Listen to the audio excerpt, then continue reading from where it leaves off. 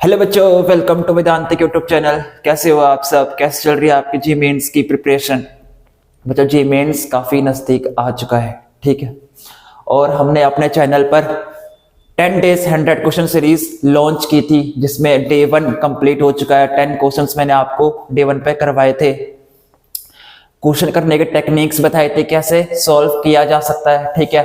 Concept लेके अब जैसे कि एक क्वेश्चन पढ़ा थर्मोडायनेमिक्स का है, थर्मोडायनेमिक्स के किस सब कॉन्सेप्ट से पूछ रहा है क्वेश्चन? क्या ये adiabatic process, isothermal, Carnot engine या हीट इंजन, किससे ये क्वेश्चन पूछ रहा है, ठीक है। तो आज डे 2 है। ओवरऑल डे 2 का हम स्टार्ट करते हैं मेरे प्यारे बच्चों,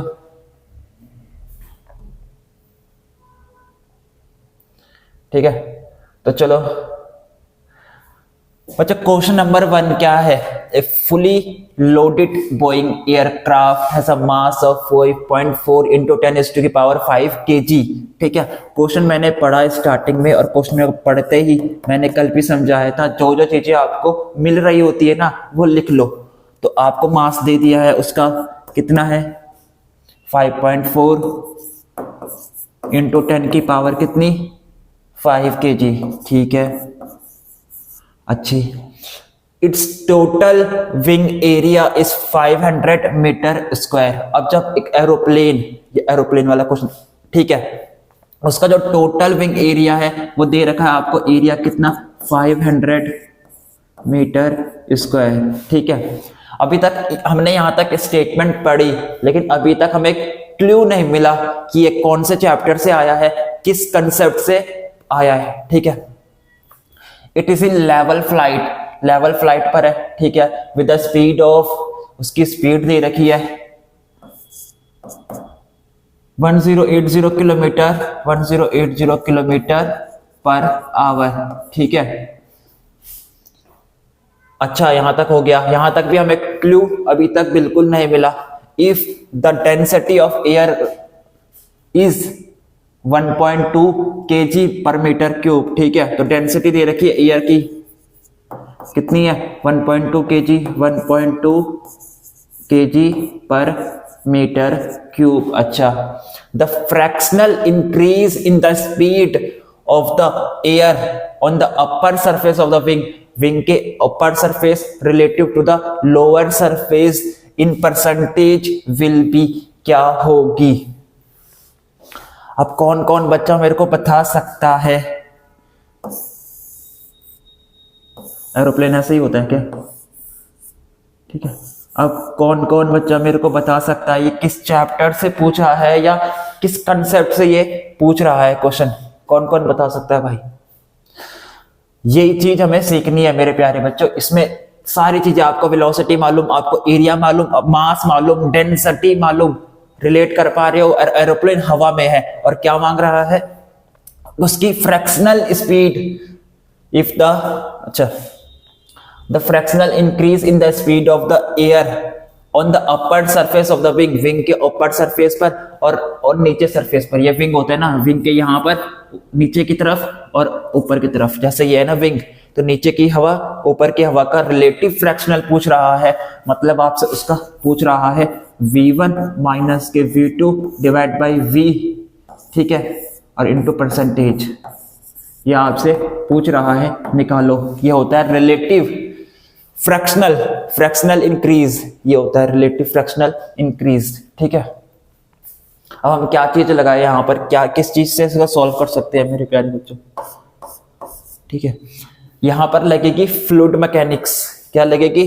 फ्लूइड मैकेनिक्स। आपने ढूंढा इस क्वेश्चन में, लगेगा क्या? फ्लूइड मैकेनिक्स, ठीक है। ये फ्लूइड मैकेनिक्स तो ब्रांच है, ठीक है, फिजिक्स की। मतलब आपने ढूंढ लिया ये चैप्टर किस चैप्टर से आया? फ्लूइड मैकेनिक्स के साथ आया, क्योंकि हवा की बात हो रही है, उसकी डेंसिटी दे रखी है, एरोप्लेन है, और स्पीड की पूछ रहा है, ठीक है। प्रेशर, सबसे नंबर 1 फ्लूइड मैकेनिक्स, प्रेशर। और दूसरी इक्वेशन कौन सी हम यूज कर सकते हैं, सब कंसेप्ट कौन सा यूज करेंगे, वो हमें अब देखेंगे, ठीक है।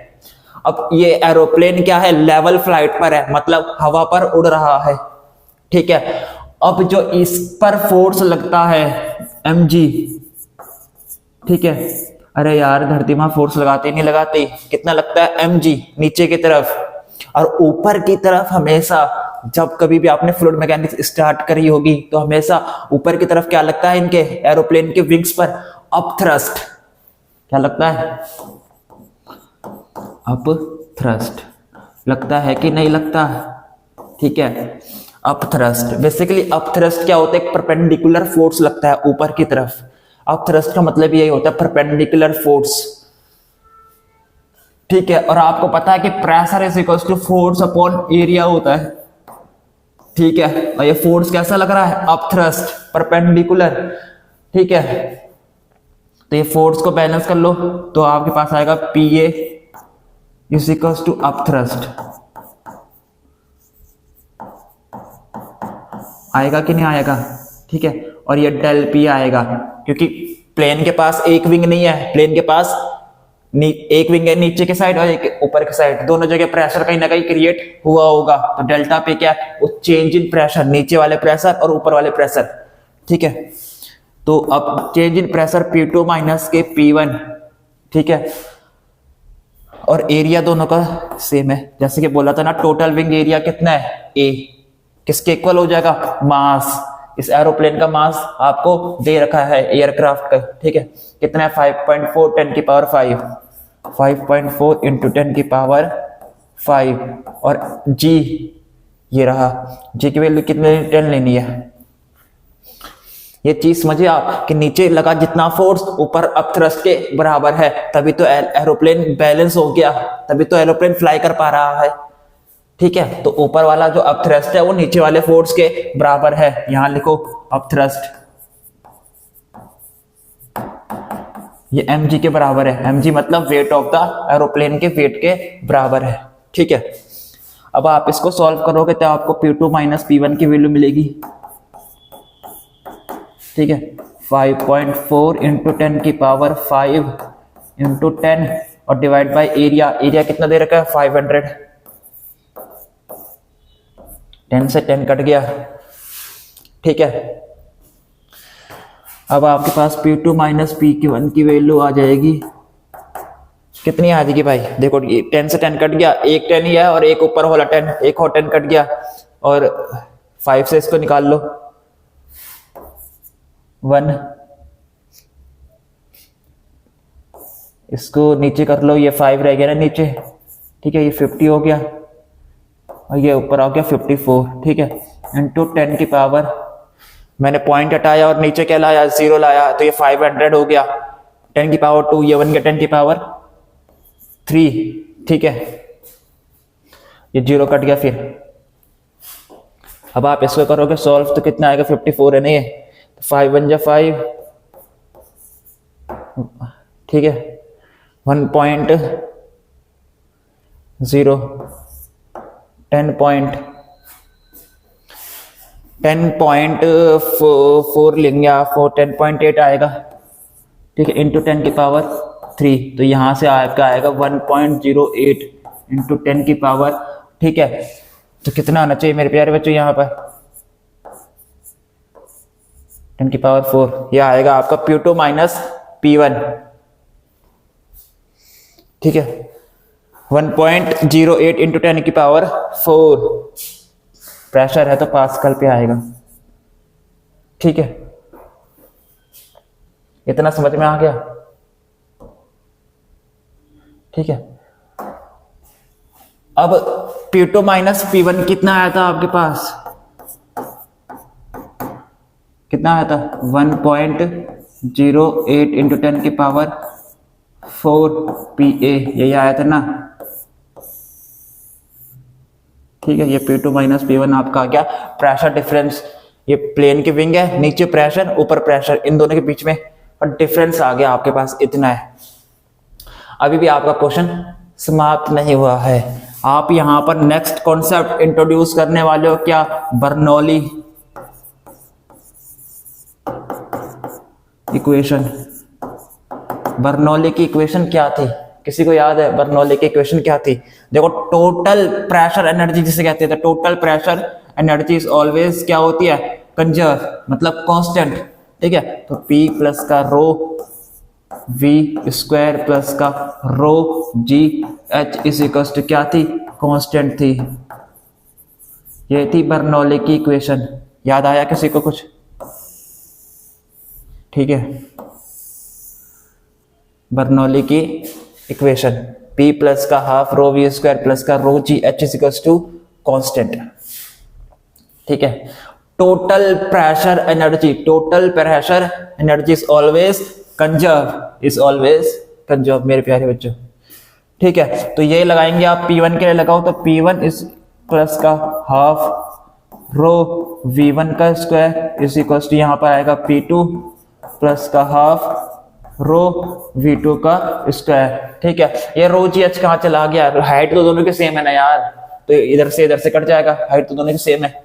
ठीक है, तो सिंप्लाइज यहां पर लिखो, दिस सिंप्लाइज जो आपका P2 माइनस के P1 आएगा वो क्या आएगा, हाफ।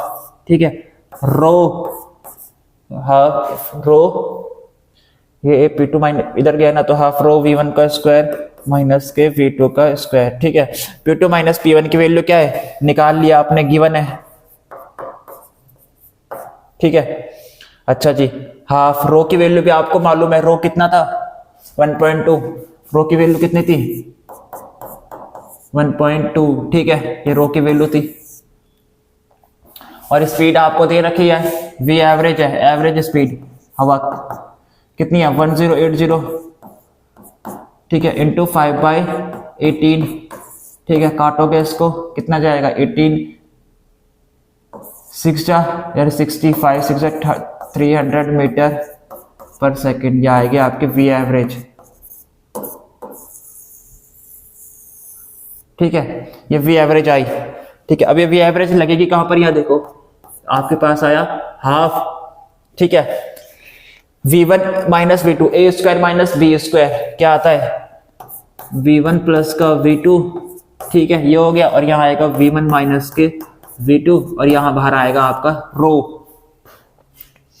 यहां से आप V1 माइनस V2 की वैल्यू निकाल लोगे, V1 माइनस के V2 की वैल्यू आप निकाल लोगे, क्या आएगी 1.08 10 की पावर 4। ठीक है, ये हो गया, और ये हाफ V1 प्लस का V2 डिवाइड बाय 2 क्या होता है V एवरेज। ठीक है, ये 300 था तो 300 कहां जाएगा, नीचे चले जाएगा। ठीक है, और ये रो था वो भी नीचे चला जाएगा।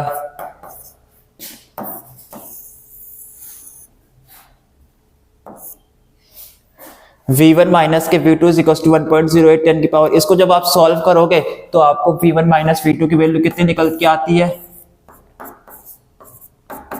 30 आती है। ठीक है, ये आपके पास 30 मीटर पर सेकंड निकल के आती है। और अब आप इसमें क्या पूछा, अब तो पूरा क्वेश्चन समाप्त हो गया। बहुत अच्छा क्वेश्चन बारे, बहुत अच्छा क्वेश्चन। ठीक है, दो सब कंसेप्ट लगे। सबसे पहले फ्लूइड मैकेनिक्स यहाँ पर यूज हुई है। प्रेशर के बारे में आपको पता होना चाहिए, कुछ चीजें मालूम होना चाहिए, एरोप्लेन के बारे में कुछ चीजें मालूम होनी चाहिए कि अब थ्रस्ट जितना ऊपर लगेगा उतना उसके वेट के बराबर होता है।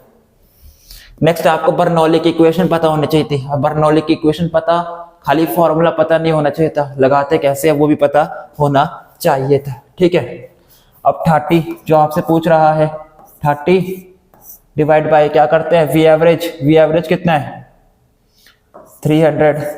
ठीक है, इंटू 10 100 परसेंटेज पूछ रहा है ना, और ये 10 से कट गया तो आपका आंसर आया, दिस इंप्लाइज V1 माइनस के V2 divide by V average into 100 is equals to कितना आया 10%। ठीक है, यही आपका आंसर था। यही तो पूछ रहा था आपसे, क्या पूछ रहा था, the fractional increase in the speed of the air. Air के स्पीड पर कितना फ्रैक्शनल इंक्रीज आया on the upper surface of the wing. Wing के ऊपर सरफेस पर रिलेटिव, रिलेटिव मतलब माइनस करना है, to the lower surface, to the lower surface नीचे वाले सरफेस। अगर ये विंग है तो ऊपर वाले सरफेस और नीचे वाले सरफेस के रिलेटिव में कितना फ्रैक्शनल इंक्रीज आया, किसकी स्पीड पर, हवा की स्पीड पर। यह आ गया आपका 10%। समझ में आया? चलो next,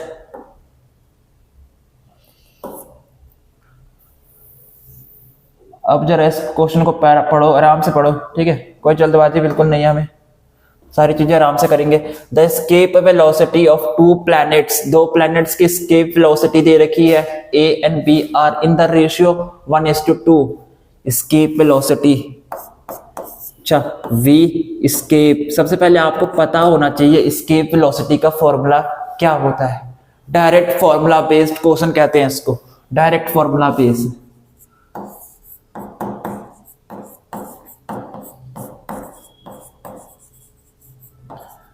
direct formula based question, ठीक है। तो मैं इस तभी कह रहा हूं आपसे कि फॉर्मूले भी याद रखो यार, ठीक है। एस्केप वेलोसिटी का फॉर्मूला क्या होता है, √2gm डिवाइड बाय r, ठीक है, ये होता है एस्केप वेलोसिटी का फॉर्मूला। दो प्लैनेट्स ए एंड बी, उनकी एस्केप वेलोसिटी का रेशियो दे रखा है 1:2। If the ratio of their ready, उनका रेडी का रेशियो भी दे रखा है, मतलब r1 डिवाइड बाई r2, दो उनकी रेडियस होगी, उसका रेशियो 1/3 दे रखा है, ठीक है। आगे then the ratio of acceleration due to gravity of planet A, G मांग रहा है आपको GA डिवाइड बाई GB का रेशियो मांग रहा है, क्या होगा, यही तो मांग रहा है ना मेरे प्यारे बच्चों, ठीक है। VEA, ठीक है, ये आया VEA, ठीक है, मास ऑफ A, ठीक है, और ये आ गया R1, ठीक है, R1 कट दिया इसको, और VEB इसके velocity √2g mass of B divide by R2, ठीक है। अब आप इन दोनों को क्या करोगे, सॉल्व करोगे। पहले तो एक चीज को सॉल्व करो, V एस्केप को, VEA √, ठीक है, 2 लिखा आपने G। अब मास को कैसे लिख सकते हैं भाई, मास को कैसे लिखते हैं, मास इज इक्वल्स टू क्या होता है, rho into velocity, rho into volume, rho into volume, ठीक है। रो, ये रो नहीं है, ये डेंसिटी है, एक होता है ना डेंसिटी, और यह आपका V क्या है, वॉल्यूम। रो इसको सिंबल बोलते हैं कि ये रो होता है, ठीक है, इस तरीके से रो कहते हैं इसको। तो मास इज इक्वल्स टू क्या आएगा, डेंसिटी इंटू वॉल्यूम, डेंसिटी तो density rho as it is, volume कितना होता है 4/3 पाई r क्यूब, ठीक है। ये मास 1 मांग रहा है तो मास 1 का क्यूब, ठीक है भाई, हो गया। अब वो वैल्यू आपको मास वाली, मास m1 वाली वो वैल्यू यहां पर पुट करनी है, रो इंटू 4/3 पाई r1 का क्यूब, r1 का क्यूब, और डिवाइड कर देना है किससे भाई, r1 से, r1 से एक r1 कट जाएगा, ठीक है, और V एस्केप आ जाएगी आपके पास, V एस्केप वेलोसिटी, ठीक है। 2 कांस्टेंट, G कांस्टेंट, रो कांस्टेंट है, ठीक है, 4/3 पाई ये भी कांस्टेंट है, तो C constant dot R, √C कह सकते हैं इसको, और ये R आ जाएगा आपका बाहर पे, तो यह आएगा आपके R, ठीक है, रूट, ठीक है, where C is equals to all constant, all constant. आपने जितने भी कांस्टेंट थे इस पे, वो सारे कांस्टेंट को क्या माना, C मान लिया, ठीक है। अब रो1 तो है यार, रो1 भी तो जाएगा, रो1, ठीक है, ये रूट के अंदर जाएगा रो1, C डॉट √1, ठीक है, समझ में आ गया। ये C तो बाद में जो कांस्टेंट है वो तो कट जाएगा, ठीक है। अब सेम एस्केप वेलोसिटी A आई है, तो एस्केप वेलोसिटी ऑफ E भी क्या आएगी, सेम √C डॉट R1 आया ना यहाँ पर, तो यहाँ R2 आएगा, और यहाँ क्या आएगा, रो2, ठीक है। अब इस दोनों एस्केप वेलोसिटी का रेशियो आपको गिवन है, 1:2 दे रखा है, तो 1/2 इक्वल टू रखो, ये कट जाएगा, R1 divide by R2, R1 rho one divide by R2 और रो2, ठीक है। इसको सॉल्व करोगे, ऑन सॉल्विंग जब आप इसको सॉल्व करोगे, मैथ लगानी है बस। R1 R2 का रेशियो भी आपको गिवन है 1/3, तो 1 और 3 ऊपर चले जाएगा, यहाँ पर कितना आ जाएगा आपके पास 3/2, तो 3/2 इज इक्वल टू यही आएगा ना मेरे प्यारे बच्चों, root rho 1 divide by root rho 2, ये आपकी वैल्यू आ गई। ठीक है, root rho 1 divide by root rho 2, तो स्क्वायर करोगे तो रो 1 बाय रो 2 की वैल्यू कितनी आएगी आपके पास, रो 1 डिवाइड बाय रो 2 की वैल्यू कितनी आएगी, दोनों साइड स्क्वायर कर दोगे, स्क्वायर कटोगे तो क्या हो जाएगा, रूट कैंसिल आउट हो जाएगा, तो 9/4 आ जाएगी आपका, 9/4 आ गई। ठीक है, अभी भी हमसे GA और GAB पूछ रहा है। G की वैल्यू क्या होती है, acceleration due to gravity, G is equal to GM divide by R square. ठीक है, सेम ये G1 GA आएगी, तो ये मास ऑफ A ये R1। ठीक है, GB कितनी आएगी, GMB डिवाइड बाय R2 का स्क्वायर। ठीक है, इन दोनों का रेशियो लोगे, G से G कट जाएगा, मास A और मास B। अब आपको मालूम है, क्यों कैसे मालूम है भाई, क्योंकि रो इनटू क्या था, वॉल्यूम, मास है रो का रेशियो आपको मालूम है, और ये तो कट जाएगा, कट जाएगा, कहीं कट जाएगा। अब निकाल लोगे आप GA/GB। ठीक है, और मेरे को निकाल के कमेंट सेक्शन में लिखोगे आंसर क्या आया। ठीक है, मास A ये रहा, R1 का स्क्वायर है, R1 का स्क्वायर, तो ये R रह जाएगा ऊपर। ठीक है, और ये तो क्या होना चाहिए आपका 9/4 इंटू 1/3। ठीक है, 3 3/4 आएगा आंसर, एक बार देख चेक कर लेना। ठीक है, क्रॉस चेक कर लेना। GB ठीक है, कितना आएगा 3/4।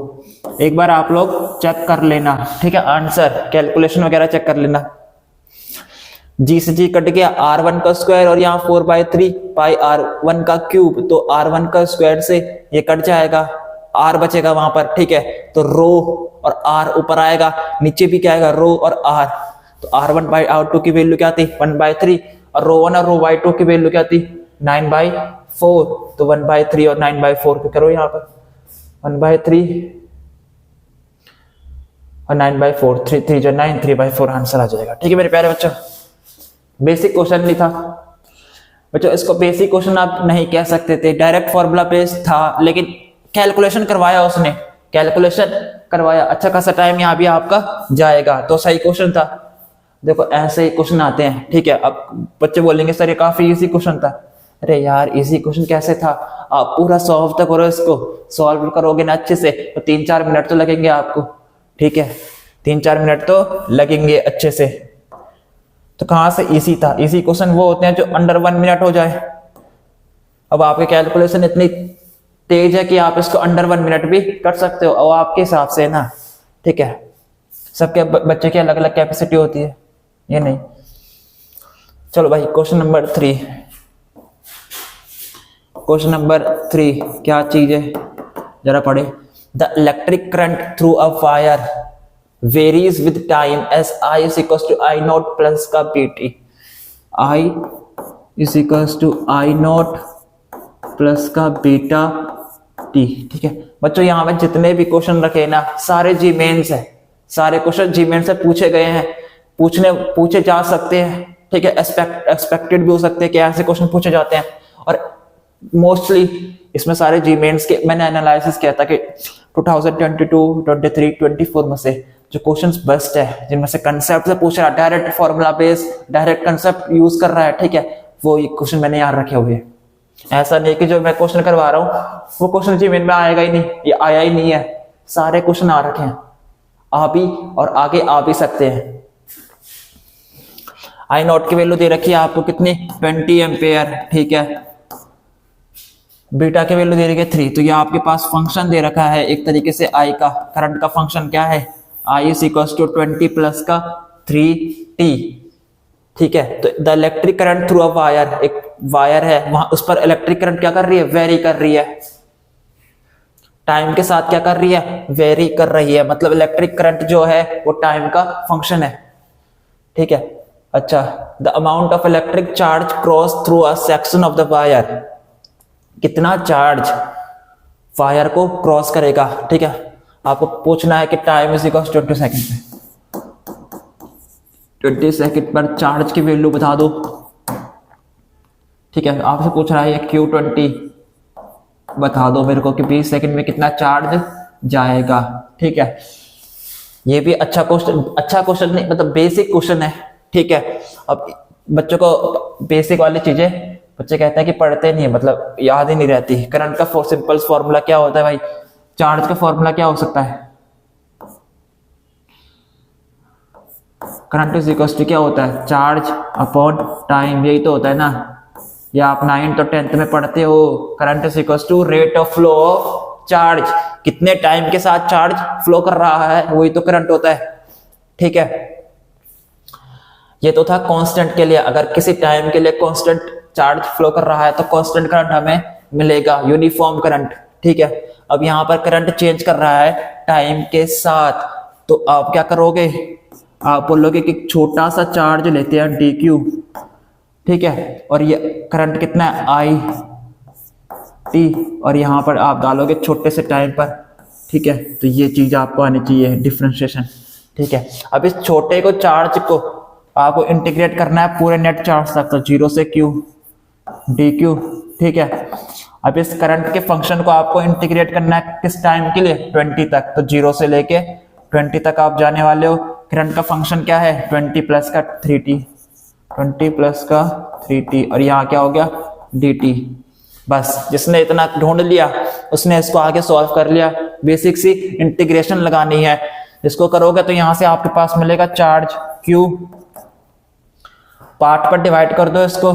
ठीक है, तो यहाँ मिलेगा आपको 20, और यहाँ मिलेगा t 0 से 20 प्लस, ठीक है, 3 कांस्टेंट, यहाँ मिलेगा आपको क्या? t स्क्वायर डिवाइड बाई 2, 0 से 20। ठीक है, और अब देखो q की वैल्यू कितनी आएगी? 20 इंटू 20। ठीक है, अब डालो बीच में प्लस, ये आएगा 3 इंटू 20 का स्क्वायर डिवाइड बाय 2। ठीक है भाई, तो Q की वैल्यू आएगी 400 प्लस का 3 इंटू यहाँ पर कितना आएगा? 400 को 2 से डिवाइड करोगे कितना आएगा? 200। ठीक है, इज इक्वल टू कितना आएगा? 400 प्लस का 600, और आपका आंसर कितना आएगा? 1000 कूलम। कितना आएगा? 1000 कूलम। यही तो आपकी वैल्यू है। चार्ज 20 सेकंड पर कितना हो जाएगा? 1000 कूलम। ठीक है, ये 1 है, 1000 कूलम। समझ में आया? अरे भाई समझ में आया, बिल्कुल सिंपल सी चीज थी। ठीक है, आपको चार्ज के बारे में मालूम होना चाहिए था, करंट के बारे में मालूम होना चाहिए था, कैसे लिख सकते हैं इनको। ठीक है, डिफरेंशिएशन फॉर्म आपको मालूम होनी चाहिए थी। ठीक है, अगर करंट वेरी कर रहा है तो छोटा सा चार्ज लेता हूं, वो छोटा सा चार्ज करंट वेरी कर रहा है और छोटे से टाइम पर कितना जा सकता है। ठीक है, चलो नेक्स्ट क्वेश्चन। अच्छा, नेक्स्ट क्वेश्चन क्या है? Question number 4। In a Young's double slit experiment, wide ऐसे कहते हैं इसको, यंग डबल स्लिट एक्सपेरिमेंट के दौरान the slits are separated by 0.3 millimetre. Slits के बीच की जो दूरी दे रखी है कितनी है? 0.3 मिलीमीटर। ठीक है, तो ये आपकी स्लिट्स के बीच की दूरी दे रखी है 0.3 मिलीमीटर। ठीक है, इसको करो मीटर में कन्वर्ट, तो 0.3 इंटू 10 की पावर -3 मीटर। ठीक है, and the screen is 1.5 metre away from the plane of slits. ठीक है, अब ये होता है ना वाइड, जैसे आपने देखा था, तो यंग डबल स्लिट एक्सपेरिमेंट के दौरान ये था एक आपके पास। ठीक है, ये डी थी और ये आपकी स्क्रीन थी, याद आ रहा है क्या? और ये आपके क्या थे? स्लिट्स। याद आ रहा है? ठीक है,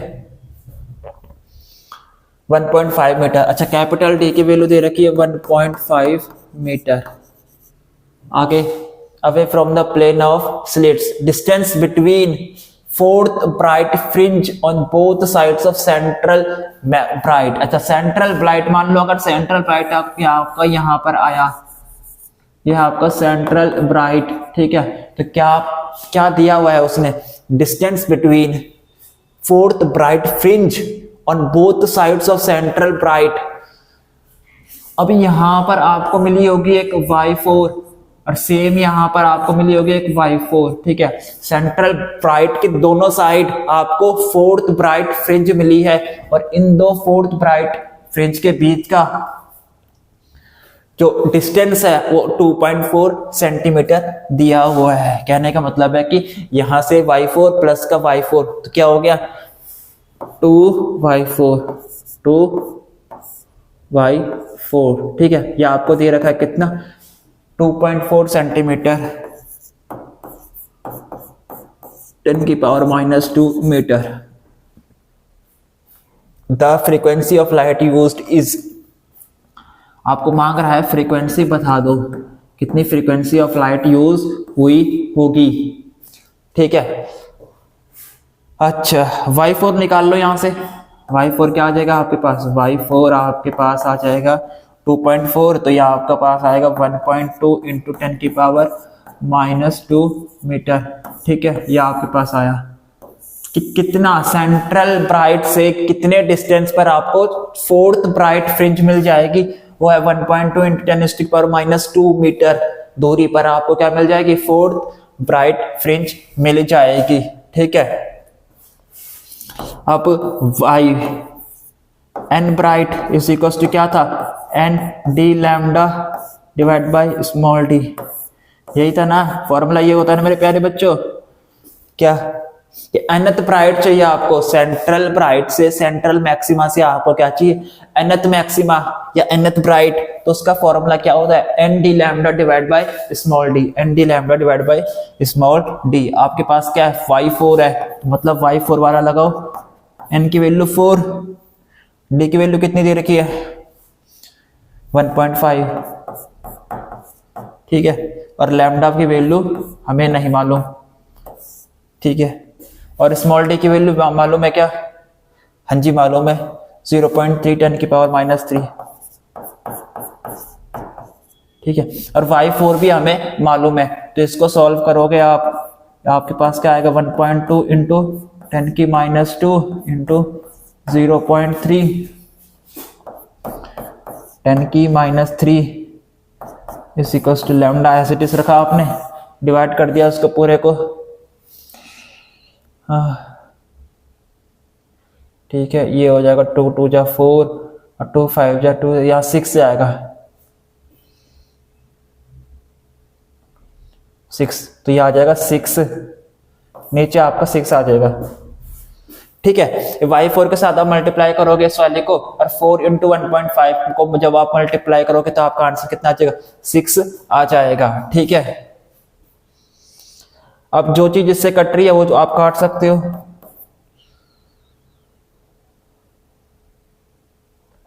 पॉइंट हटाया आपने तो 12 इंटू 10⁻⁻² और -3 कितना आएगा -5, ठीक है, और यहां पर आएगा आपका 3 और नीचे आपका आएगा 6 इंटू पॉइंट हटाया एक 10 और पॉइंट हटाया एक 10, 10 की पावर कितना आएगा 2 इज इक्वल टू क्या आएगा लैम्डा, ठीक है।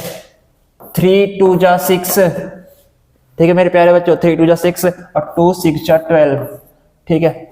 तो आपके पास लैम्डा की वैल्यू क्या आई, लैम्डा की वैल्यू आई आपके पास 6 इंटू 10⁻⁵, ठीक है, और ये 2 था ऊपर जाके माइनस होगा तो -2, तो आपके पास लैम्डा की वैल्यू आई है 6 इंटू 10⁻⁷, ठीक है। अभी भी क्वेश्चन सॉल्व नहीं हुआ, ये लैम्डा की वैल्यू आपकी आ गई 6 इंटू 10⁻⁷। अब c इज इक्वल टू क्या होता है न्यू लैम्डा, होता है कि नहीं होता, c इज इक्वल टू क्या होता है न्यू लैम्डा, ठीक है।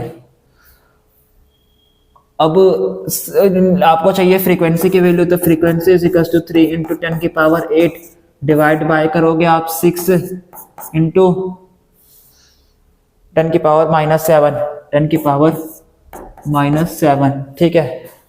-7 ऊपर जाके कितना होगी प्लस, तो ये कितना आएगा 8 और 7 कितना होता है 15 और आप 1/2, तो ये आएगा वीक। इस न्यू की वैल्यू क्या आएगी, यहां से न्यू की वैल्यू आ जाएगी आपके पास 3 2 जा, ठीक है। ये 1/2 रह गया ना, तो 1/2 की वैल्यू क्या 0.5 इंटू 10 की पावर 15 हर्ट्ज, ठीक है। ये तो आएगा, ठीक है। तो अब पॉइंट यहां हटाओगे, पॉइंट को क्या कर रहे हो पीछे भेज रहे हो, पॉइंट पीछे जाता है तो पावर क्या हो जाती है कम हो जाती है, तो आपके पास फ्रीक्वेंसी की वैल्यू क्या आएगी, फ्रीक्वेंसी आ जाएगी आपके पास 5 इंटू 10 की पावर 14 हर्ट्ज, ठीक है। ये आएगी आपके पास। और आंसर क्या होगा इसका सुटेबल आंसर, इसका सुटेबल आंसर क्या है 5। न्यूमेरिकल टाइप क्वेश्चन था, नेट, ठीक है भाई। समझ में आया कैसे कर रहा है इसको, तो बिल्कुल सारी चीजें हमने बेसिक से की है, तो इसलिए कह रहा हूं मैं अपना बेसिक क्या करो स्ट्रॉन्ग करो, सारे फॉर्मूला वगैरह स्ट्रॉन्ग करो, ठीक है, इस तरीके से, ठीक है। मुश्किल हमेशा मुश्किल क्वेश्चन नहीं आते जी मेंस में, कुछ क्वेश्चंस मुश्किल होते हैं, कुछ बार आपके बेसिक्स चेक कर किए जाते हैं, ठीक है। डायरेक्ट फॉर्मूला बेस और बेसिक चेक करना आपको, क्या आप वो चीज कर पा रहे हो या उतनी स्पीड से कर पा रहे हो, ये सारी चीजें चेक करता है जी मेंस।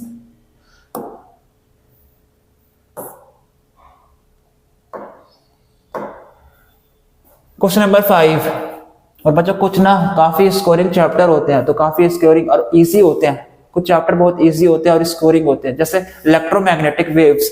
इलेक्ट्रोमैग्नेटिक वेव्स का एक क्वेश्चन आ रखा है जी मेंस में, जी मेंस का क्वेश्चन है 2024, इसी साल आया हुआ है,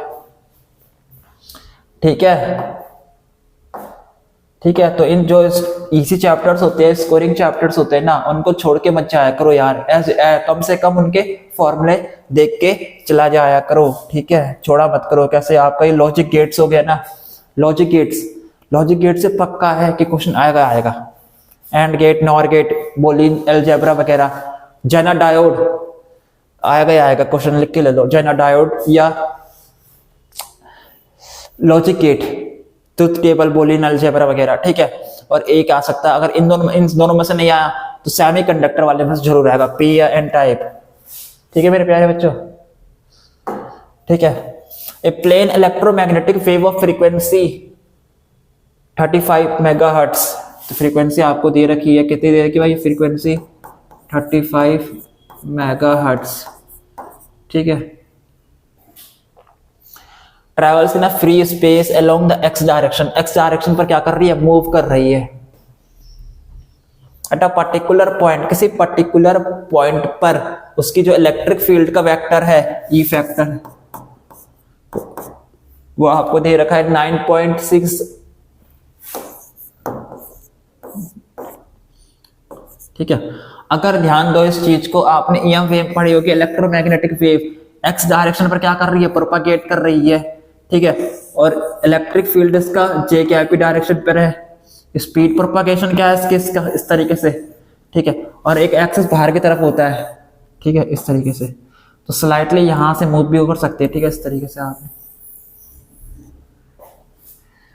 इलेक्ट्रोमैग्नेटिक वेव्स क्या होती है मेरे प्यारे बच्चों, ठीक है। जब आप electromagnetic, electric field, magnetic field और डायरेक्शन ऑफ प्रोपगेशन, तीनों आपस में क्या होते हैं, परपेंडिकुलर होते हैं, तीनों आपस में क्या होते हैं, परपेंडिकुलर। अगर वेव इस डायरेक्शन में प्रोपगेशन कर रही है, जो कि के वेक्टर होता है इसका प्रोपगेशन,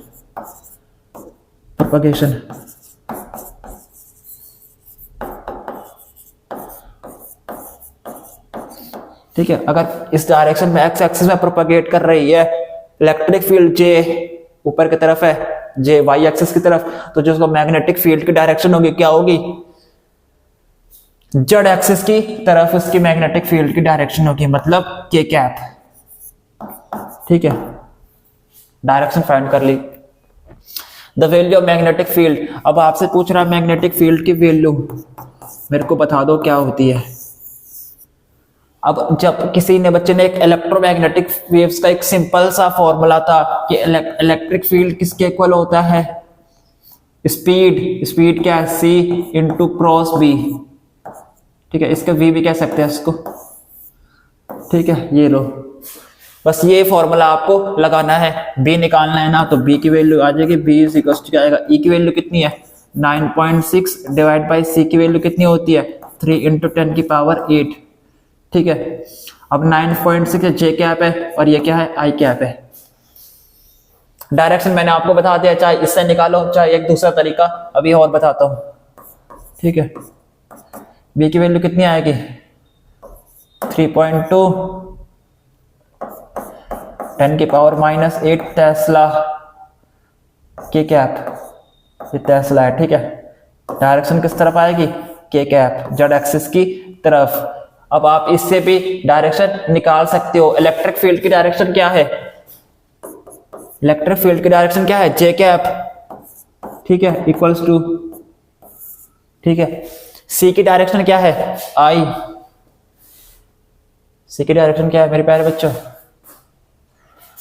सी की डायरेक्शन क्या है आई कैप क्रॉस, ये डायरेक्शन हमको नहीं मालूम, ठीक है, डायरेक्शन हमको नहीं मालूम, तो डायरेक्शन कैसे निकालोगे, याद आ रही है, ठीक है, आई जे और ये हो गया के, ठीक है। आई के साथ मैं किसको क्रॉस करूं, आई के साथ मैं किसको क्रॉस करूं, किसके साथ मैं आगे आई के साथ क्रॉस करूं, जो मेरे को क्या मिल जाए जे मिल जाए, आई के साथ में किसको क्रॉस करो कि मेरे को जे मिल जाए, ध्यान दो, आई के साथ में किसको क्रॉस करूं कि मेरे को जे मिल जाए, ठीक है। अब जे आई को मैं जे के साथ क्रॉस करता हूं तो मेरे को के मिलेगा, ठीक है। आई को मैं के साथ क्रॉस करता हूं मेरे को जे मिल जाएगा, ठीक है। चाहे आप इस तरीके से निकाल रहे हो तो इस तरीके से निकालो, चाहे आप दूसरे तरीके से निकालना चाह रहे हो इस तरीके से तो इस तरीके से आप इसको निकाल सकते हो, किसी भी तरीके से मेरे प्यारे बच्चों आप इसको निकाल सकते हो, ठीक है। चलो ये तो क्वेश्चन नंबर 5 हो गया।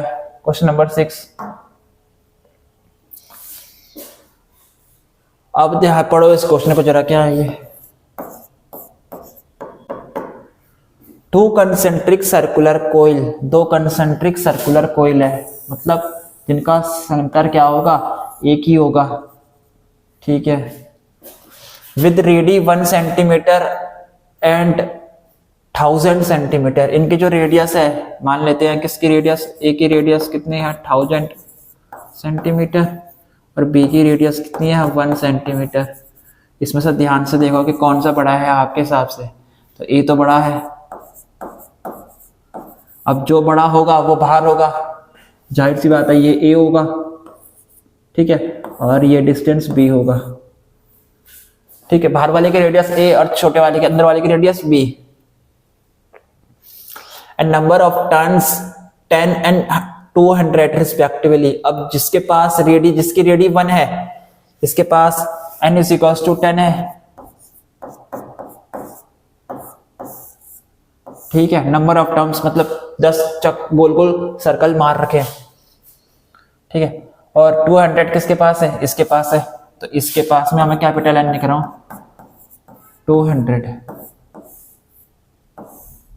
ठीक है भाई। आर प्लेस्ड कोएक्सियली विद सेंटर, ठीक है, कोइंसाइडिंग, इनका सेंटर कोइंसाइड कर रहा है, ठीक है। The mutual inductance of this arrangement will be, mutual inductance आपसे पूछ रहा है, म्यूचुअल इंडक्टेंस की वैल्यू बताओ, म्यूचुअल इंडक्टेंस क्या होगा। इलेक्ट्रोमैग्नेटिक इंडक्शन से चैप्टर का नाम क्या है EMI, ठीक है, और कौन सा टॉपिक है, सब टॉपिक क्या है म्यूचुअल इंडक्टेंस। लेकिन इसको निकालने से पहले आपको इसका भी एक और कंसेप्ट पढ़ना पड़ेगा, जिसके बाद में फ्लक्स के बारे में, फैराडेस के लॉ के बारे में आपको पता होना चाहिए, बिना उसके आप इसको नहीं निकाल सकते। तो म्यूचुअल इंडक्टेंस के केस में क्या था, ठीक है, कि जो फ्लक्स होता है सेकेंडरी कोइल का, देखो प्राइमरी कोइल ये हो गई प्राइमरी, और ये अंदर वाली आपकी क्या है सेकेंडरी। अब म्यूचुअल इंडक्टेंस के केस पर जो फ्लक्स रिलेट करता है सेकेंडरी कॉइल पर, वो डायरेक्टली प्रोपोर्शनल होता है। किसके डायरेक्टली प्रोपोर्शनल होता है? आईपी पर। ये कितनों का मालूम था और कितनों को मालूम है, और जितनों का मालूम है वो ये क्वेश्चन कर देंगे आराम से कि सेकेंडरी कॉइल के साथ जो फ्लक्स रिलेट करता है फाई एक्स, ये फ्लक्स है, मैग्नेटिक फ्लक्स है ये, ठीक है। ये डायरेक्टली प्रोपोर्शनल होता है आईपी पर। जितना आपके पास प्राइमरी कॉइल है, जितना प्राइमरी कॉइल पर करंट फ्लो कर रहा है, अगर आप प्राइमरी कॉइल का करंट बढ़ाते हो तो इसका फ्लक्स भी क्या करता है? बढ़ जाता है। सेकेंडरी कॉइल का फ्लक्स भी बढ़ जाता है, ठीक है।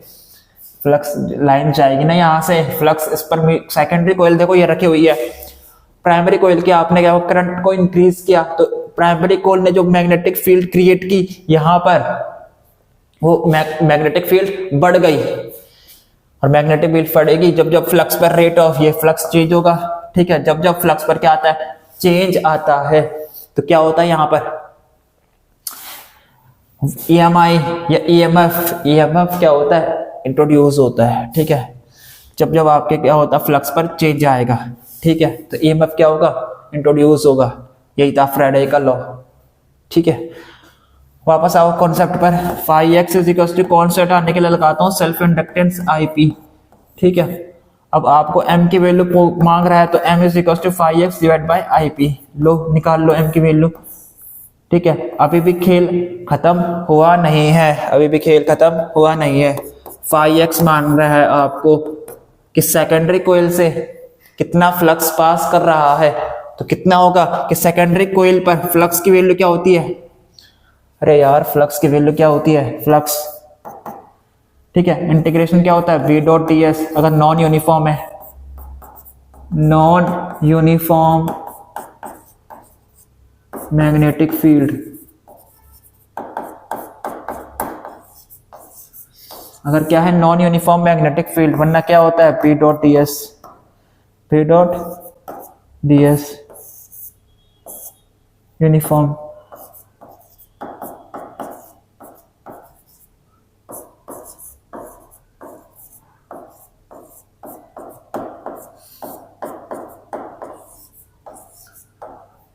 अगर यूनिफॉर्म मैग्नेटिक फील्ड है तो B डॉट ds आता है, ये नॉन यूनिफॉर्म है तो इंटीग्रेट कर दो B डॉट ds के साथ। प्राइमरी कॉइल की वजह से मैग्नेटिक फील्ड अंदर की तरफ, अब इस पर सेकंड वाले की तरफ पर एरिया वेक्टर भी अंदर की तरफ, एंगल बनेगा cos 0 डिग्री। तो 0 डिग्री कितना होता है? 1, तो आपके पास आएगा BA, ठीक है। अब B, ये सबसे इंपॉर्टेंट बात कि B, ये मैग्नेटिक फील्ड क्या होगी? अरे भाई mu naught IP divide by 2, और इसकी रेडियस कितनी है? A, ठीक है। और कितने नंबर ऑफ टर्न्स है? N, ठीक है। अब किस किस को यहाँ पर मैग्नेटिक फील्ड निकालने का फॉर्मूला नहीं मालूम था कि B क्या होगी? एक सर्कुलर लूप, ये सर्कुलर लूप तो है कॉइल, तो एक सर्कुलर लूप के द्वारा सेंटर पर बनने वाली मैग्नेटिक फील्ड किसके इक्वल होती है? Mu naught I divide by 2A, mu naught I divide by 2A। और यहाँ पर इस A के पास, इधर वाली A वाली रेडियस वाली कॉइल के पास n नंबर ऑफ टर्न्स है, मतलब n number of magnetic fields क्या होगी? क्रिएट होगी। एक ने क्रिएट की इतनी तो n करेगी इतनी, ठीक है। तो लिखो इसको B not IP, mu naught IP, mu naught IPN divide by 2A, ठीक है। एरिया क्या होगा? इसका एरिया कितना होगा मेरे प्यारे बच्चों? एरिया पाई, ठीक है, A square pi B square, अंदर वाले का एरिया ना कितने एरिया से पास कर रही है, ठीक है। तो पाई B स्क्वायर और कितने N है, ठीक है, पाई B स्क्वायर N, ठीक है। आप इस फ्लक्स को IP से डिवाइड करोगे तो आपके पास जो म्यूचुअल इंडक्टेंस की वैल्यू आएगी वो क्या आएगी? म्यू नॉट IP कट गया तो ये बच गया आपके पास N into pi B square, ये स्मॉल n डिवाइड बाय क्या बचेगा आपके पास 2a, यही आपका आंसर दे देगा। अब जरा इस केस पर ध्यान दो, म्यू नॉट, आपको मालूम है म्यू नॉट की वैल्यू क्या होती है मेरे प्यारे बच्चों, 4 पाई इंटू 10 की पावर -7, ठीक है, दे नहीं रखा इसमें, चलो कोई बात नहीं। म्यू नॉट की वैल्यू याद रखना 4 पाई इंटू 10 की पावर -7 होती है। एंड आपको मालूम है नंबर ऑफ टेंस 200, पाई मालूम होता है सबको, ठीक है। बी क्या है, स्मॉल सर्कल के रेडियस मालूम है। एन क्या है, स्मॉल सर्कल के टर्न्स कितने हैं वो मालूम है 2, और डिवाइड बाई ए क्या है, बड़े सर्कल की रेडियस। सारी चीजें मालूम है, आपकी वैल्यू m निकल आएगी इसको सॉल्व करने से, ठीक है बच्चों। ठीक है, तो कैलकुलेशन वाला पार्ट ही तो इंपॉर्टेंट है यार, ठीक है। करवाया क्या, फॉर्मूला उसने एक ही चीज रखा, 5x डायरेक्टली प्रोपोर्शनल IP। अब बच्चे कहेंगे कि सर ये भी बेसिक क्वेश्चन था, ये कैसे जी मेंस में आ गया। अरे यार बेसिक क्वेश्चन नहीं है यार, बेसिक क्वेश्चन कैसे है, आपको बस ये मालूम है, चलो आपको ये मालूम है।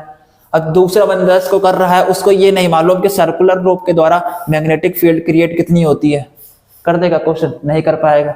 अरे आपको भी मालूम नहीं है यार, हो गया बेसिक, नहीं हुआ। दूसरे बच्चे को, तीसरा बच्चा इसको करेगा, उसको फ्लक्स के बारे में नहीं मालूम कि फ्लक्स को लिखते कैसे हैं, फ्लक्स को लिखते कैसे हैं, ठीक है। तो इस तरीके से चीजें हो रही है, ठीक है। ध्यान दो, बेसिक क्वेश्चन नहीं है। अब चौथा बच्चा, उसको सब कुछ मालूम है लेकिन बीच बीच में कैलकुलेशन वाला पार्ट गलत कर देगा, जल्दबाजी के चक्कर में कैलकुलेशन वाला पार्ट क्या कर देगा, गलत कर देगा। न्यूमेरिकल आंसर टाइप क्वेश्चन है, न्यूमेरिकल आंसर टाइप क्वेश्चन है, इसीलिए numerical answer type question attempt करो, आसान क्वेश्चन आते हैं। ध्यान दो इस बात को, आसान क्वेश्चन क्यों आते हैं, क्योंकि बच्चे सोचते हैं कि हम ऑप्शन वाले 20 क्वेश्चन कर लेंगे, न्यूमेरिकल वाले देखेंगे अगर लास्ट में टाइम बचता है। अरे यार न्यूमेरिकल वाले किया करो, कैलकुलेशन लगता है लेकिन आराम से करोगे ना सारी कैलकुलेशन, कैलकुलेटर आपके पास वहां पर प्रोवाइड किया जाता है, ठीक है। कुछ नहीं करना आपको, उसमें वहां पर प्यार से वैल्यू डालनी है, आराम से करना है, बस जल्दबाजी में इनको क्वेश्चन को नहीं करते। न्यूमेरिकल आंसर टाइप वैल्यू ठीक है, न्यूमेरिकल वैल्यू टाइप क्वेश्चन को कभी भी जल्दबाजी में मत करना, सॉरी। चलो आगे, क्वेश्चन नंबर 7।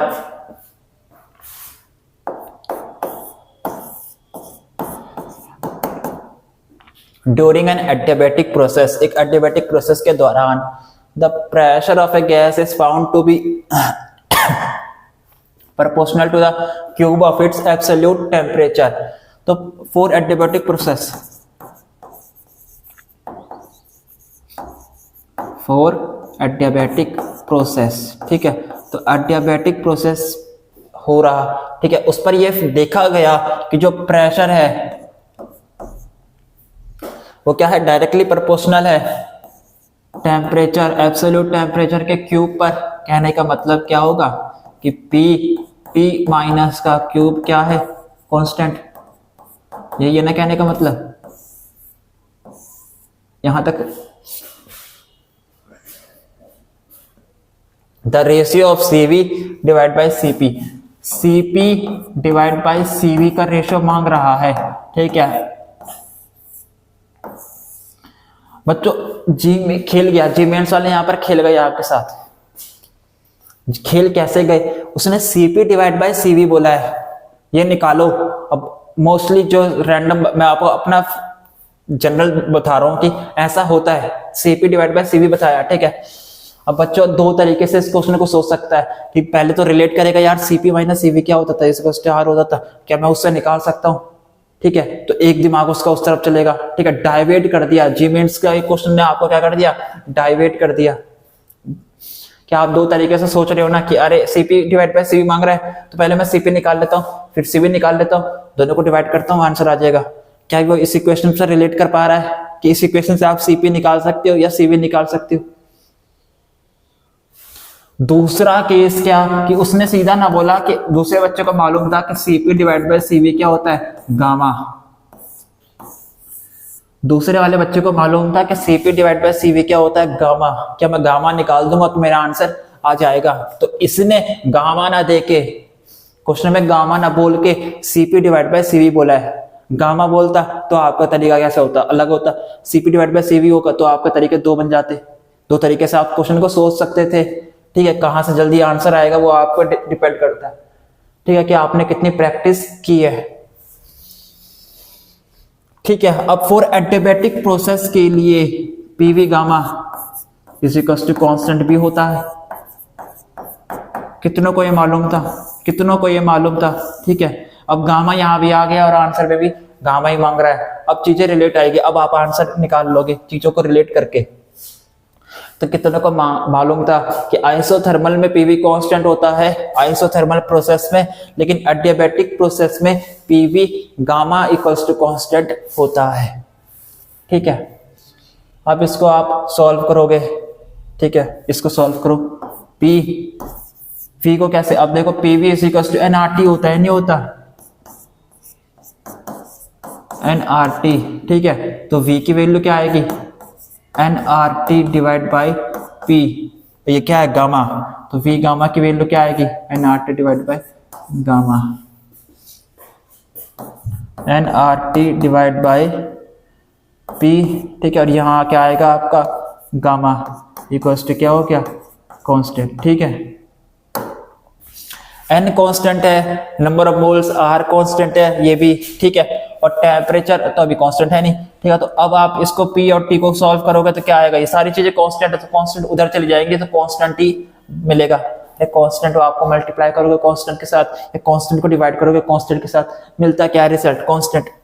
ठीक है, तो यहां से आपको मिलेगा पी गामा और ये 1, तो आपको मिलेगा पी 1 माइनस के गामा, और यहां मिलेगा आपके पास T gamma is equals to constant. ठीक है, यहां तक सॉल्व है ना भाई। अरे यार बेसिक मैथ यूज की कर रहा हूं बस यहाँ पे। ठीक है, देखो क्वेश्चन खत्म हो जाता है फिजिक्स में अगर आप फॉर्मूला तक पहुंच गए और फॉर्मूला को आपस में रिलेट कर दिया तो सॉल्व करने वाला पार्ट मैथ बन जाता है, बेसिक मैथ। ठीक है, अब P T gamma divide by 1 minus के गामा इक्वल्स टू कांस्टेंट। ठीक है ना बेबी। अरे यार 1 माइनस गामा से डिवाइड कर दिया पावर्स को। अब पीटी माइनस के क्यू और पीटी इसको, तो on comparing first and two, इसको नंबर फर्स्ट। ठीक है, तो यहां लिखो on comparing 1 and 2, on comparing 1 and 2। जब आप 1 और 2 को कंपेयर करोगे तो आपको आंसर कितना मिलेगा। अब आप देखो प्रेशर तो सेम पावर है 1 1, टेम्परेचर की पावर को और इसकी पावर को क्या करोगे आप, मैच आउट करोगे तो गामा 1 माइनस के gamma is equals to minus के 3। This implies gamma equals to क्या आएगा, माइनस के 3। ठीक है, और माइनस माइनस प्लस के 3 गामा। ठीक है, ये आ गया। तो यहां से आपके पास आएगा 2 gamma, 2 gamma is equals to 3, और दिस इंप्लाइज आपके पास आया गामा की वैल्यू 3/2। आपका आंसर क्या है मेरे प्यारे बच्चों, 3/2। समझ में आया, थर्मोडायनेमिक्स से पूछा गया ये। तो ये बेसिक आसान क्वेश्चन पूछ रहे हैं भाई। ये सारे 2024 के 2023 जितने प्रीवियस ईयर्स के अचीवमेंट्स है सारे क्वेश्चन है बच्चों। अब आप देख सकते हो, एनालाइज कर सकते हो कि हाँ भाई आसान क्वेश्चन भी पूछते हैं, लेकिन आप वो आसान क्वेश्चन गलत कर देते हो। क्यों कर देते हो, या तो आप उसमें कैलकुलेशन गलत कर देते हो, या तो आपको फॉर्मूला याद नहीं रहता। बस ये 2 चीज तो होते ना, इसलिए आराम से करना है, ज्यादा खुश नहीं होना। अगर आसान क्वेश्चन आ भी जाता है, खुशी के चक्कर में आप आसान क्वेश्चन भी गलत करके आते हो और घर पे देखते हो तो अरे यार बहुत उदास होते हो कि भाई यार जो क्वेश्चन आता था वो भी गलत हो गया। सबसे ज्यादा दुख तभी होता है जो चीज आपको आती थी आप उस पर भी गलती कर देते हो, सबसे ज्यादा दुख होता है बच्चों। Question number 8, an alpha particle, a proton and an electron have the same kinetic energy. तो देखो क्या बोला है इसमें, कह रहा है कि kinetic energy of alpha particle, kinetic energy of proton और काइनेटिक एनर्जी ऑफ इलेक्ट्रॉन आपस में क्या है, सेम है सबकी। Which of the following is correct in case of their D Broglie wavelength. अब डी ब्रोगली वेवलेंथ की बात बताना है, मतलब डेल्टा ओ लैम्डा अल्फा, लैम्डा प्रोटॉन और लैम्डा इलेक्ट्रॉन। आपको बताना है कि कौन सा केस ठीक होगा। यहाँ पर ऑप्शन लिखे थे पर मैंने ऑप्शन नहीं दिए, ठीक है। हमें पता है ना, कंसेप्ट को रिवाइज कर रहे हैं तो हम खुद बनाएंगे केस कि कौन सा केस ठीक हो सकता है। आपको बस इनके वेवलेंथ पर क्या करना है, रिलेशन बताना है कि किसकी ज्यादा होगी, किसकी कम होगी और किसकी और कम होगी, ठीक है। डी ब्रोगली वेवलेंथ मांग रहा है तो हमें डी ब्रोगली वेवलेंथ का फॉर्मूला मालूम है h/p, ठीक है। डी ब्रोगली वेवलेंथ का formula lambda is equal to h divide by p, ठीक है। और मोमेंटम को कैसे लिखते हैं, √2m/ke, ठीक है, √2m/ke। यहां तक भी बच्चों को मालूम है, ठीक है। अब सबसे इंपॉर्टेंट चीज आपको इन तीनों के मासेस के बारे में पता होना चाहिए कि मास ऑफ अल्फा पार्टिकल का मास क्या होता है, ग्रेटर होता है मास ऑफ प्रोटॉन से, और मास ऑफ प्रोटॉन ग्रेटर होता है मास ऑफ इलेक्ट्रॉन से। ये चीजें आपको मालूम होनी चाहिए थी कि इलेक्ट्रॉन का मास सबसे कम होता है, प्रोटॉन से भी कम होता है, और प्रोटॉन का मास किससे, अल्फा पार्टिकल से ज्यादा होता है, कम होता है, सॉरी, ठीक है। तो मास ऑफ अल्फा पार्टिकल सबसे ज्यादा, उसके बाद प्रोटॉन का मास, और उसके बाद सबसे कम इलेक्ट्रॉन का मास होता है, ठीक है।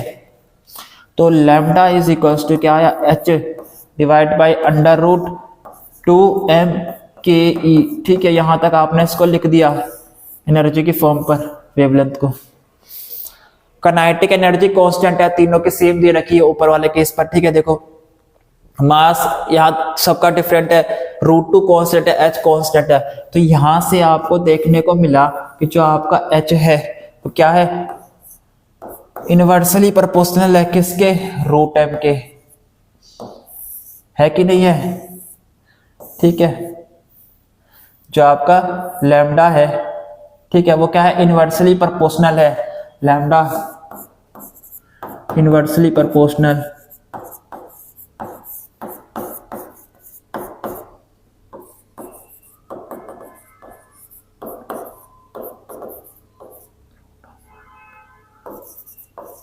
मास m, ठीक है। कि लैम्डा इनवर्सली प्रोपोर्शनल है √मास m के। अब किसका सबसे ज्यादा है, देखो मास किसका सबसे ज्यादा है, ये ऑरिजिन है कि मास अल्फा का ज्यादा है, इसका मतलब सबसे मास सबसे कम किसका है, इलेक्ट्रॉन का। इलेक्ट्रॉन का मास सबसे कम, तो इलेक्ट्रॉन की वेवलेंथ सबसे ज्यादा होगी। इसका मतलब lambda electron is greater than lambda proton, ठीक है, और lambda proton is greater than lambda alpha. ये आपका रिक्वायर्ड आंसर है, ठीक है, कि जो इलेक्ट्रॉन की वेवलेंथ होगी वो ज्यादा होगी प्रोटॉन से, और प्रोटॉन की वेवलेंथ होगी ज्यादा होगी अल्फा वाले से, ठीक है। क्योंकि मास उस हिसाब से रीजन है कि अल्फा वाले का मास ज्यादा है, मास ज्यादा तो वेवलेंथ कम हो जाएगी अपने आप ही, ठीक है बच्चों। तो ये बेसिक क्वेश्चन था, बेसिक क्वेश्चन यहाँ, ठीक है बच्चों। चलो नेक्स्ट क्वेश्चन।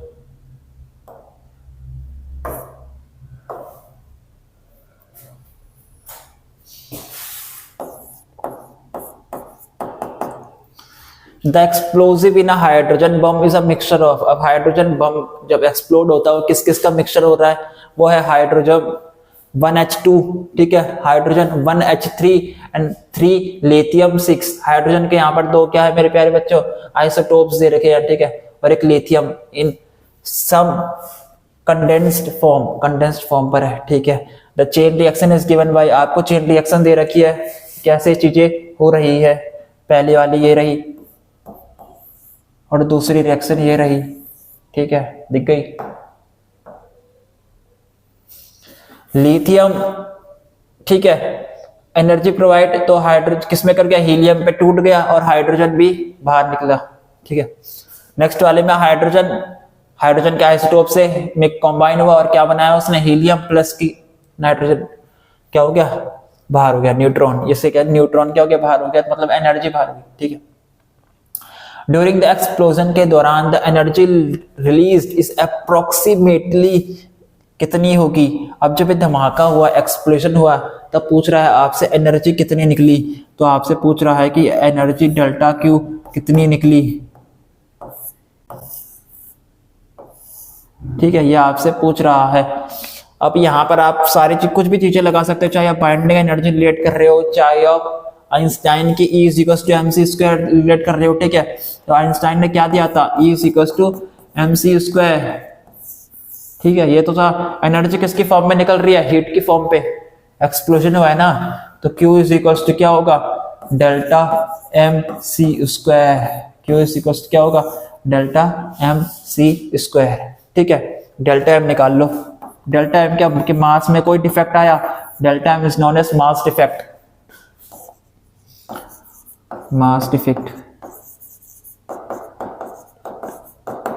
ठीक है। ये डेल्टा m है आपकी वैल्यू, डेल्टा m क्या है आपका, मास डिफेक्ट, ठीक है भाई।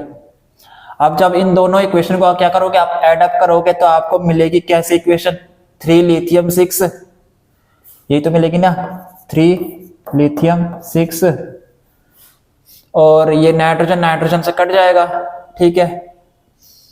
हाइड्रोजन हाइड्रोजन प्लस का 1H2 मिलेगा, और यहां पर आपको 2 मिलेंगे, तो 2 मोल्स ऑफ 2He4, ठीक है। तो यही तो आपका है, यही आपको रिएक्शन मिलेगी ना इस तरीके से। तो डेल्टा m यहीं से आएगा, डेल्टा m की वैल्यू क्या आएगी,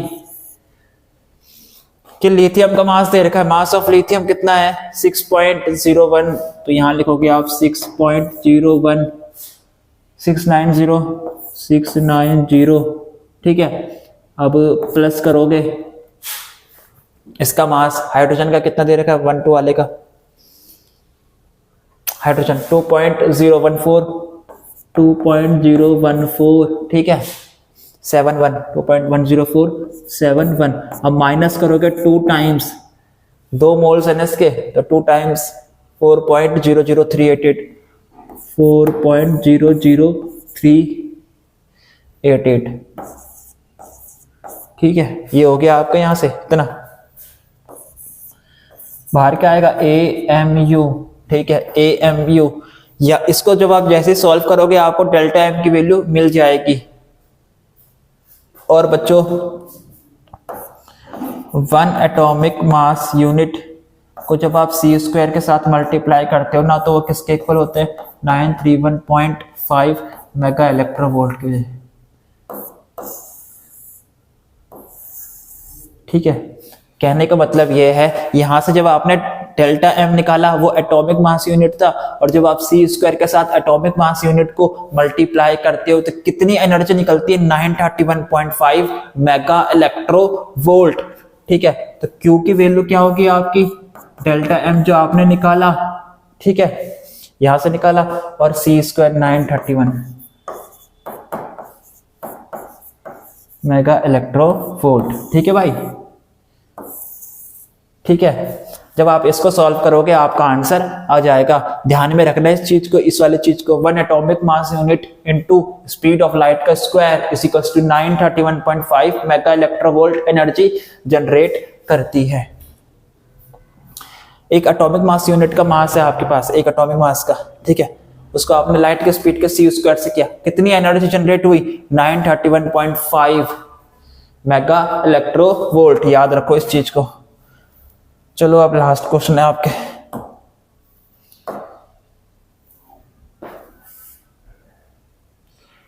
एक मिनट, चलो भाई।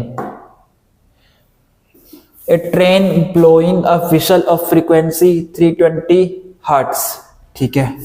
एक्चुअल फ्रीक्वेंसी कितनी है इसकी, ये है एक्चुअल फ्रीक्वेंसी, ठीक है, कितनी है भाई, 320 hertz.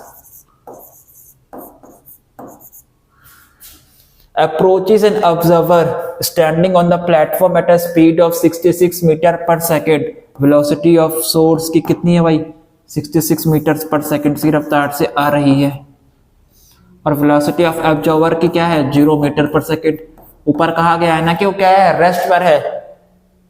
The frequency observe by the observer will be, कितनी होगी, मतलब आपको पूछ रहा है एपरेंट फ्रीक्वेंसी कितनी होगी। डॉपलर इफेक्ट, डॉपलर इफेक्ट का ये क्वेश्चन आया। अगर आपका ये सोर्स है और आपका ये क्या है, ऑब्जर्वर है, ठीक है, तो इसको मैंने सारे फॉर्मूले के लिए बिल्कुल आसान सिंपल वे में बताया था। क्या बताया था कि यहां लिखो प्लस, यहां लिखो माइनस, यहां लिखो प्लस, यहां लिखो माइनस। समझ में आया? ठीक है।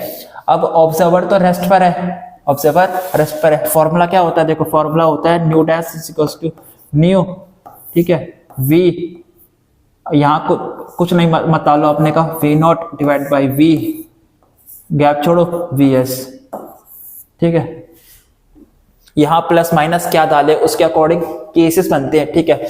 अब हम अपने वाले केस की बात करें तो हमारा वी नॉट ऑब्जर्वर क्या है, रेस्ट पर है, तो उसकी वेलोसिटी क्या होगी, 0, तो nu dash is equals to क्या आएगा, nu v divide by v, यहां क्या डाले, वी एस, अभी नीचे वाले का है, ठीक है। तो सोर्स ऑब्जर्वर की तरफ मूव कर रहा है, सोर्स ऑब्जर्वर की तरफ मूव कर रहा है, तो इस तरफ मूव कर रहा है तो मतलब नेगेटिव डायरेक्शन, और इस तरफ मूव करेगा तो मतलब पॉजिटिव डायरेक्शन, ठीक है। तो सोर्स क्या कर रहा है, ऑब्जर्वर की तरफ जा रहा है, टुवर्ड्स जा रहा है ना, तो क्या लेनी है स्पीड, नेगेटिव, तो यहां लो v माइनस के वी एस। सोर्स ऑब्जर्वर से दूर जा रहा होता तो लिखता v प्लस का वी एस। ऑब्जर्वर सोर्स के पास जा रहा है तो ऊपर क्या लिखता हूं, v प्लस का वी ओ। ऑब्जर्वर सोर्स के दूर जा रहा है तो ऊपर क्या लिखता, v माइनस के वी ओ। ठीक है भाई, समझ में आया, समझ में आया, ठीक है। अब क्या है, एपरेंट फ्रीक्वेंसी आपको निकालनी है, न्यू डैश कितनी होगी, ये दे रखी है आपको 320, ठीक है, और स्पीड ऑफ साउंड कितनी दे रखी है, 330 लेनी है, 330 लो इसको, ठीक है। अब 330 माइनस कर दो कितना, 66, ठीक है, तो आपके पास यहां से आएगा nu dash is equals to कितना आएगा, 320,